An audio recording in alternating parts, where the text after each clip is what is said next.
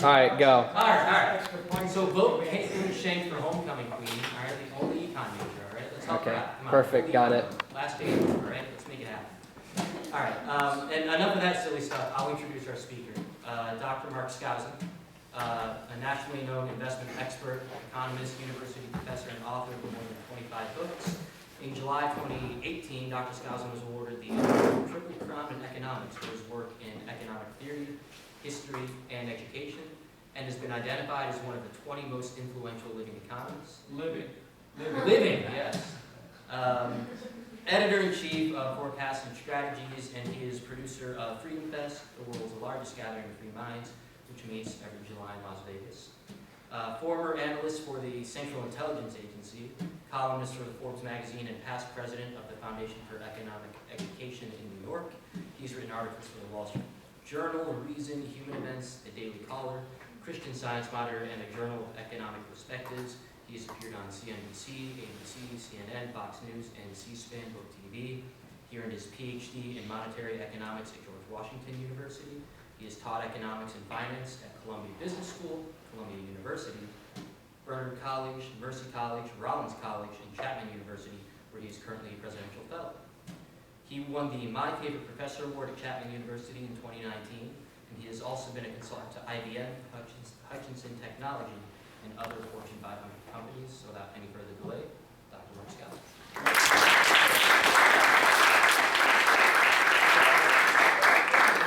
My sixth appearance at, by the way, I need a bottle of water if you could get that for me, that would be great. Maybe my sixth appearance here at Hillsdale, so I feel like I'm a part-time faculty. But it is a pleasure to be back and to talk to you about a subject that I think is really interesting, democratic socialism versus democratic capitalism. I'm going to show you a book why the democratic socialists have been winning. Rather controversial book, but it does reflect the marketing of the socialists. So this book is called Why Women Have Better Sex Under Socialism. You're shaking your head. So the argument, it's a serious argument, that this professor at the University of Pennsylvania, a sociologist, not an economist, of course, but the argument is that women are so busy and involved with so much activity during the daytime under the capitalist system that they really, and then they have to come home and cook meals and stuff like that. They really don't have time for romance anymore, like when they had the leisurely time in the socialist economy. So that's the argument. So as you know, in economics, there's lots of trade-offs. Now, on the other hand, there's this book, Why Socialism Works. So, you want to open that up and figure out what the answer is? Sure.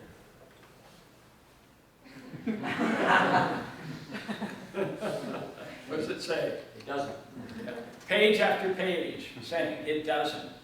And what's interesting is that this sells on Amazon. It's quite a popular book. Socialists buy it, and then they return it for a refund, and they're really mad. Because Amazon doesn't tell you what's inside this book, like it often says, and so forth. So, and what's really funny are the comments. So all the comments in the beginning are saying, well, this is all you need to know about socialism. Boy, it goes into great detail on how successful socialism is. It gives all the arguments that you need on why socialism works. So it draws you in right away to purchase this book, which I did, of course. And it's a super bestseller. So anyway, I thought that was kind of a fun introduction to this topic. But this is a serious discussion, and it's obviously an important one. And you never can get rid of a bad idea unless you replace it with with a better idea. So, one thing we can say is democratic consumerism, not necessarily capitalism, but consumerism is king. None of the socialists want to go back to the era where you went into a grocery store and there was only one kind of bread, or where there was rows and rows of toilet bowl cleaner because they made too much of it, and not enough of chickens and meat and so forth, big shortages. None of the socialists will want to go back to that. And capitalism has won this story, the whole idea of production. And even Marx himself, this example, the increase in the quantity, quality, and variety of goods and services in the world economy. This is a work done by Cox and All called Myths of Rich and Poor. You can see how the poor and how everybody has benefited from capitalism. And everybody now has a washer and dryer, and a radio, and a computer, and a microwave, and a refrigerator, and an automobile, telephone, electricity. Capitalism has won the production, the output game. Right? And you even have statements by this in the Communist Manifesto. The bourgeoisie, during its rule of scarcely 100 years, has created more massive and more colossal productive forces than have all preceding generations together. So, the scarcity economy that socialism produced is not something that the socialists want. They know that capitalism has won that debate. Ballmer and Blinder, who are Keynesian economists, say the invisible hand has an astonishing capacity to handle a coordination problem of truly enormous capacity in producing the goods which people desire. Robert Heilbronner said, the long debate is over. Capitalism has won. Capitalism has organized the material affairs of humankind more satisfactorily than socialism. In his classic article, 1989, The Triumph of Capitalism, right at the time of the collapse of the Berlin Wall. So we won that war. We won that war. But the inequality debate is where they are winning this war. So Thomas Piketty has written a book that has a title that is an imitation of Das Kapital. But it's Das Kapital for the 21st century. And it's all about inequality and progressive taxation and inheritance tax and a wealth tax. He goes on and on about all the ways that we can reduce inequality. That is the issue. You have Joseph Stiglitz, Nobel Prize-winning economist. Inequality and unearned income is getting worse and will kill the economy. So, see, this is what's bad. And then Paul Samuelson, the Keynesian economist responsible for the most successful textbook in the history of the world, economics. And he decided on the 50th anniversary of his textbook, Economics, 2 cheers for the free market, but not 3. And the difference, was the lack of cheers because of the egregious inequality that capitalism promotes, according to the critics. So you get the rise of democratic socialism, who have campaigning. And AOC, the only reason she's not running is she's not old enough. Otherwise she'd be running, and she probably will be running soon. Anyway, $15 minimum wage, guaranteed job, Medicare for all, free college tuition, I'm sure you're all in favor of that, and universal basic income. One of the arguments you can use on this free college income,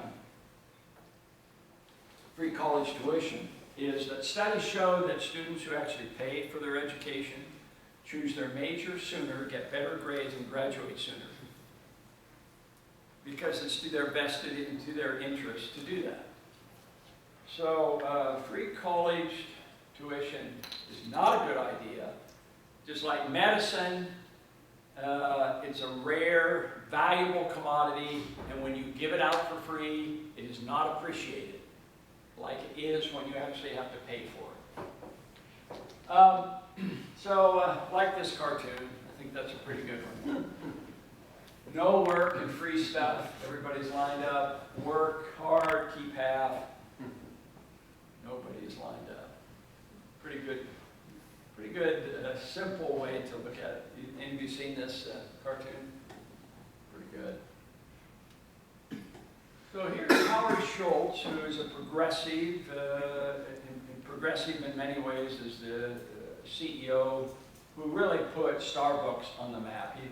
Even though he's not technically the founder, he really is the one who put Starbucks where it is. Do you have a Starbucks here on your campus?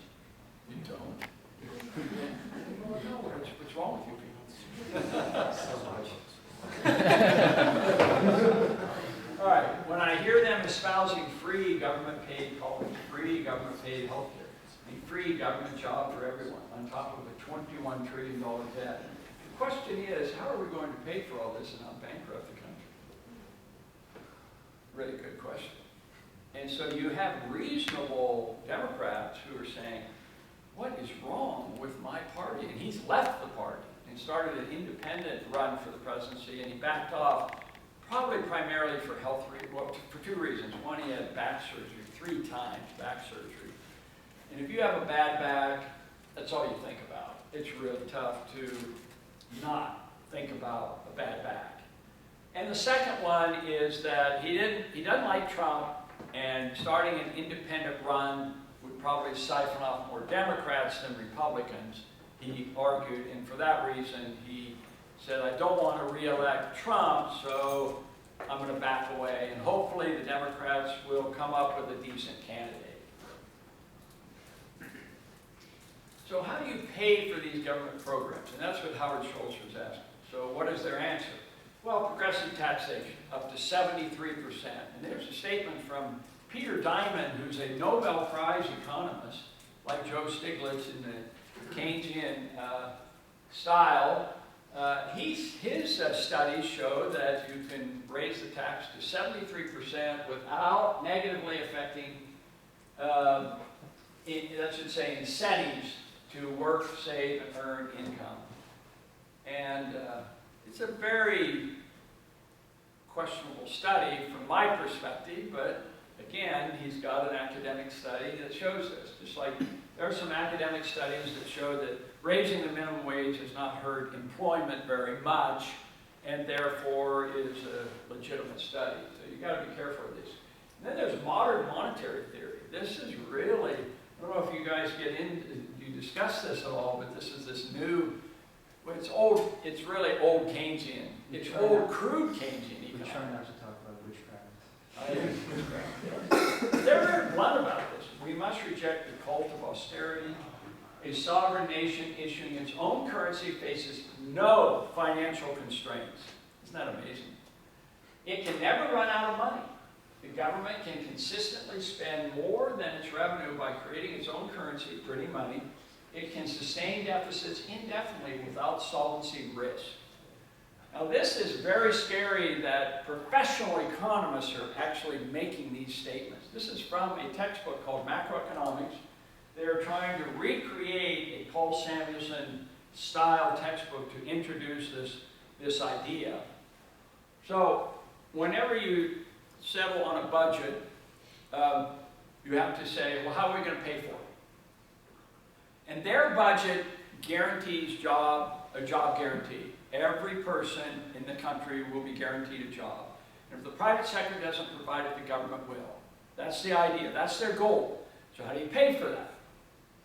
Well, taxation is one. Progressive taxation is how they would do it. But that's not going to be enough. We all know that. So you can borrow the difference.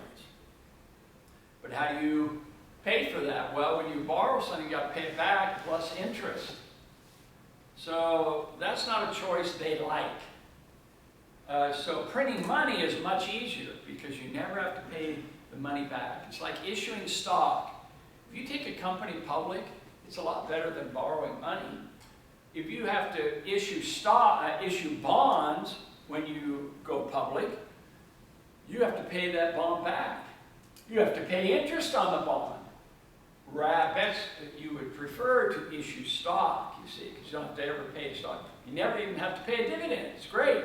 The only thing is you lose possible control of the company. That's the downside. And what's the downside of printing up money? Which is what they are favoring. And the answer is, as the Austrians have said, inflation is not stabilizing, it's destabilizing. It not only raises the cost of living, but it also creates a business cycle, boom-bust cycle, which is very dangerous. So there's no free lunch in the macro sphere, we would argue. And I'm actually been asked to give an academic paper. They're taking this thing really seriously. Before the International Atlantic Economic Society, which is a very prestigious group that meets annually with papers and stuff like that.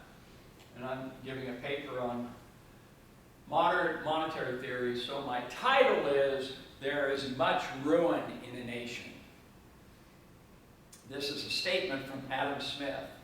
And it usually means that, you know, a country has lots of assets, so there's much, you can ruin a country a lot and it can still survive. But I'm using it to suggest they're leading to much ruin in a nation, for sure. So, here's a statement that is frequently used as an ideal statement of society. So, I'd just like to, just by a show of hands, how many of you find this statement appealing in some way? By a show of hands, how many think, yeah, it makes sense, this would be a nice way to run a household. Everybody pitches in, and then you get what you need. Have I convinced more of you? That sounds right. Okay. So, let's put our economics cap on and figure out what this actually means. So, what are your needs? So, students at Hillsdale, how much money do you need to live comfortably for your needs? What would you say? How much? How much per year? Yeah, your full expenditures. How much do you need per year? We'll say 10. 10,000. Well, you guys are so different from my California students. I started off at 50 grand and that wasn't enough. They said, no, 50 grand's not enough. 70,000 for our California students. You said 10? Yeah. Okay. Do I hear higher? 10,000? What a difference. 25 maybe? 40. I mean, what's the annual tuition here and expenses? How much would you spend? It's got to be more than 10 grand, wouldn't it? Total bills was about 38,000. 37. So let's be generous because you need a little money for entertainment. Is there entertainment here at Hillsdale? Oh, well, we know you go high, you run, but you don't need a lot for that one. There's a Mises library. Yeah, there you go. Yeah. You could read one of my books. Sure. That'll keep you going. Or this book. Socialism works. Or ladies, why women have better sex. I read the whole, I underlined the whole thing. It was fascinating. My wife hasn't read it yet, though. Okay, from each according to his ability, to each according to his need. As an ideal in society, I've asked my California students the same thing. So they want 70,000. But let's just say 50,000 for you guys. Okay, 50,000. That's your needs. Okay. So let's suppose that you have a job and you earn $50,000. Do you get to keep it? Yes, because that's your needs, right? But what if you earn more than $50,000? Let's suppose you earn $100,000. How much do you get to keep? 50,000. You have to, then what happens to the other 50,000? Well, in this kind of a community, it goes into a community pot. That is then used for those who didn't earn $50,000 in the year, and you need to pay them so that everybody gets according to their needs. So what is the marginal tax rate under this system? Marginal tax rate under this system.